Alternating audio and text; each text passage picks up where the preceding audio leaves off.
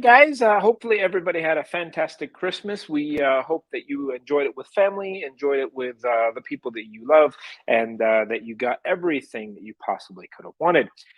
Today, we're going to be talking about what do clients want when they have an introduction with you, and how you can maximize that connection so it ensures that you are going to have success with that client, not only today but indefinitely, to ensure that that client will be yours forever. So, a couple of those things that are going to start off right off the bat. The first part is, how do you kind of create that relationship? What are you doing that's going to step above the rest?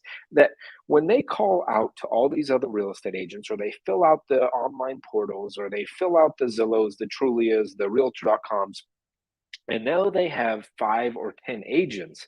What are you doing to stand out amongst all the other agents that they're communicating with?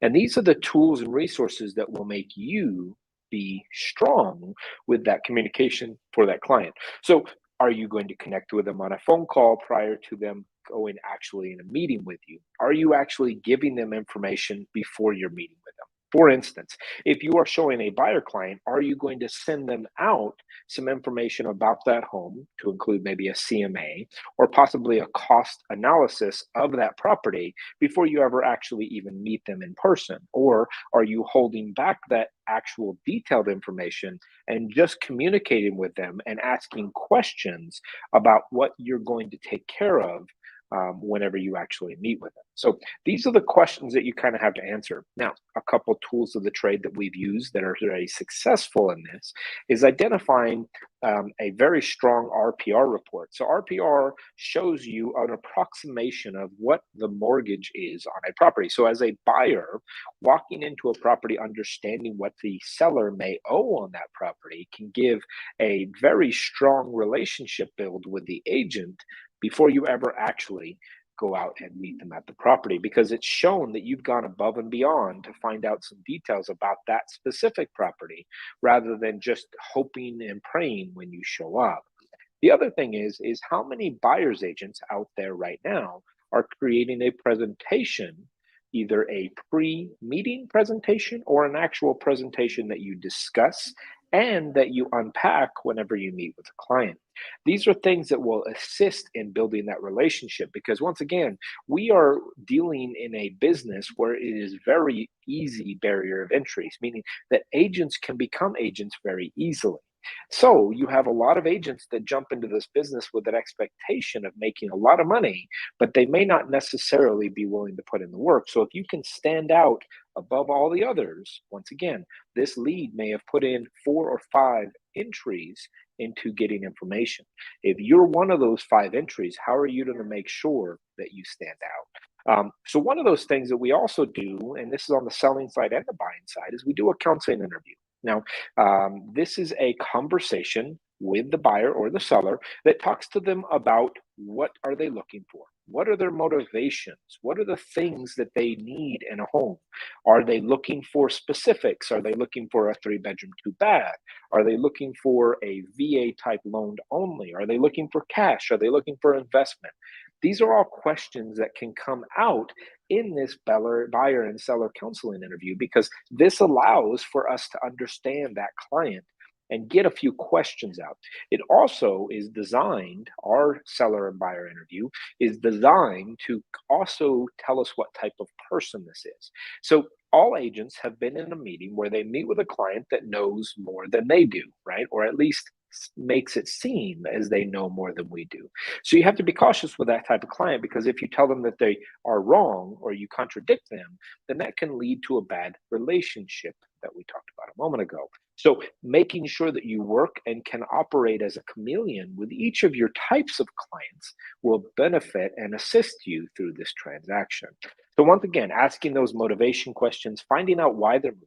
Remember, you don't know what happened to make them make that phone call unless you ask. So asking them, why are you moving? What are the reasons? Is it work related? Is it family related? Is it death, divorce, marriage, all the other things, birth related? What are the things that are driving that conversation? Because if you have that dialogue, then at least you have some willpower in how to make that success for that client. So just a few of the details that we would ask are things like, what are you looking for? Where are you looking for it? How are you looking for it? What are you willing to pay for it?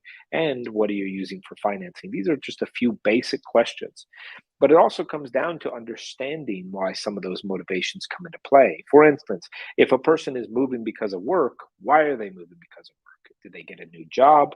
Did they just want to be closer to the office? What is the reason? Because just saying I'm moving because of work doesn't really give you the nitty gritty. And that's where the seller and buyer counseling interview, and these are questions that you'll learn over time, or you can ask me and I'll share the ones that we use. But these are questions that can be used over time and be evolving at all times. Now, have a presentation. Don't walk into this meeting with a seller or a buyer without having something of tangible nature to present to them. This should be in a seller presentation, a very good CMA, not just something you printed off as a one-liner on MLS, because unfortunately, you're going to be dealing with the same thing from other agents if you're in competition. You also want to make sure that you're going to present things like, what marketing are you going to do differently than the other guy? You're going to want to present things like what kind of sales record you have, if that's something that is going to stand out above the rest.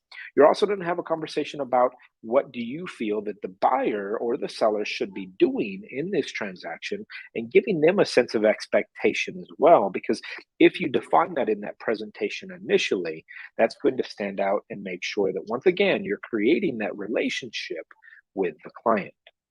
Now, on that, what is the follow-up plan, right? Because what happens when they're not ready to make that push, that either put the house on the market or make a commitment to an offer today? What are you going to do to follow up with them? Now, this is the conversation that we had a lot about customer relationship management software, so CRMs, to follow through with clients. Because yeah, you can deal with 5 or 6, and you'll remember 5 or 6. But what about when you're dealing with 10 or 20 clients at the same time? Or if you have 10 or 20 clients that are in future plans to move down to that pipeline. So understand that this is that process that we need to be successful with. So what is our follow-up plan to stay in touch with these clients after we've met them? Because meeting them is the hardest part. And if they raise the phone or press in the enter key to get that information over to us, we need to now be very present in understanding that they are motivated, and we can keep them motivated if we stay on top. Now, the question to that is, did you book a second appointment? Did you set up a follow-up appointment? Not only is the follow-up plan very important, but just having that second appointment booked is very important. This is that conversation that when you go to the hairstylist, or you go to the dentist, or you go to a doctor's office, traditionally you will not be able to leave that office without having a second follow-up appointment booked. This is because they understand that you may forget, or you may get busy, or you may not necessarily call in time to schedule, and so on and so forth. Are we not the same professionals that these other companies are, that we should not be booking that second appointment or that follow-up appointment as well? Now, they're not ready, right? Some of them are just not ready. Some of them just made it, they're window shopping. What are you going to do now? What are you going to do to maintain that conversation? How are you going to connect with them? A lot of people use what is called the 10 days of pain, just to stay in touch with a client, or if a lead comes in, to get that client scheduled for an appointment. These are great tools.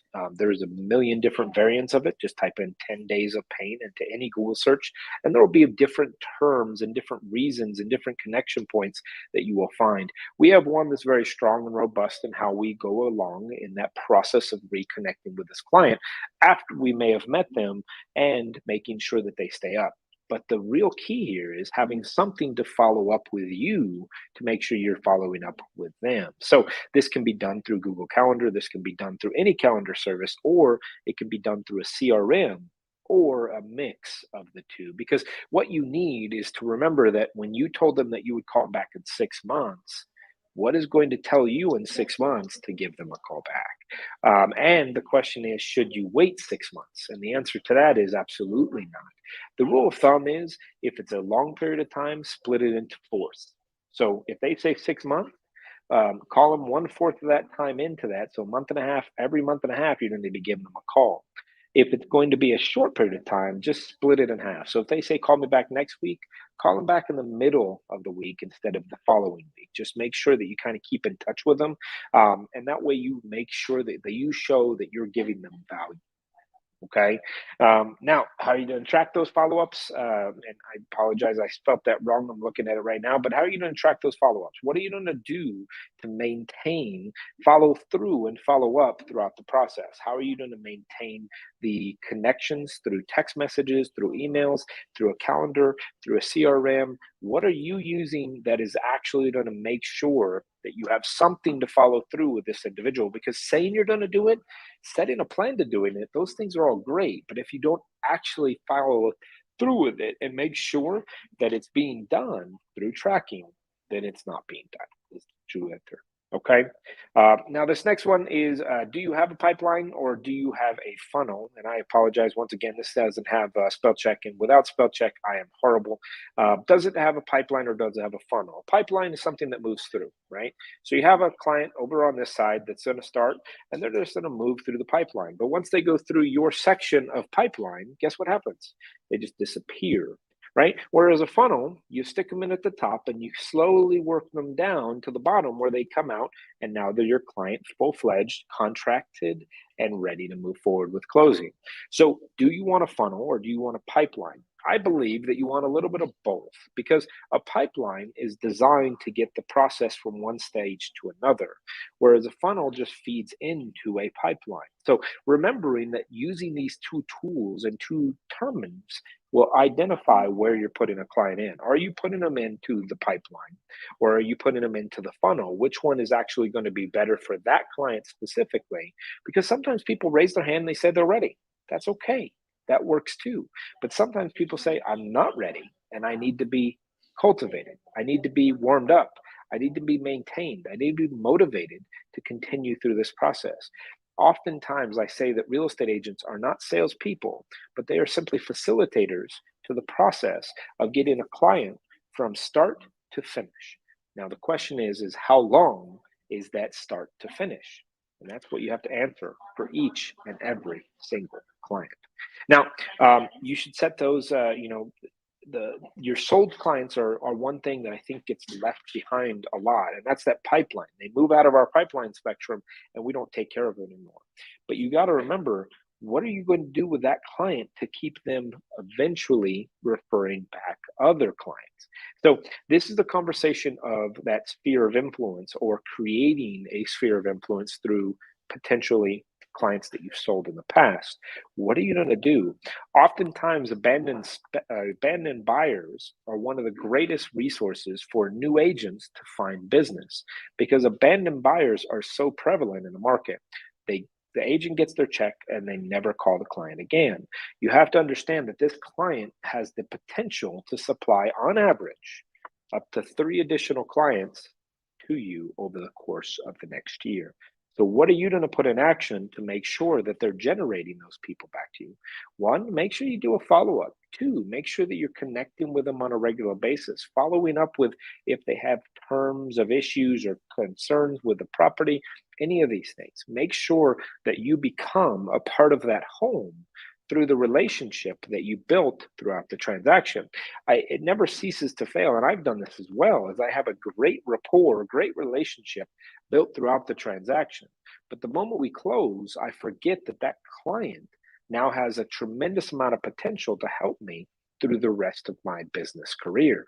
And this is something that we need to get better at as the overall industry, because it has been said so many times it hurts, but 89% of people would use the exact same realtor they had if they could just remember their name. So remember, guys, this entire basis is make sure you make that connection, make sure you create that relationship, and then when you sell them, make sure that you take care of them, because if you don't, you will be lost in the long run.